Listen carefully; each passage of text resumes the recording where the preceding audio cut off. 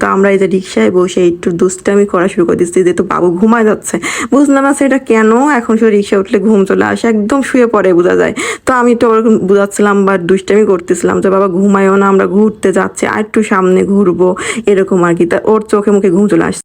ওর বাবা থাকলে তো ওকে নিয়ে প্রতিদিনই বলতে গেলে বের হয়, তো ওর মনটা একদম ফ্রেশ থাকে। কিন্তু আমি তো আর রোজ বেরোতে পারি না, তো চেষ্টা করি মাঝে মাঝে একটু বেরোনোর। কিন্তু আমার ভালো লাগে আমার ছেলের সাথে প্রতিটা ক্ষণ ভারী ঘুরতে, তারপর ওকে দিয়ে সময় দিতে।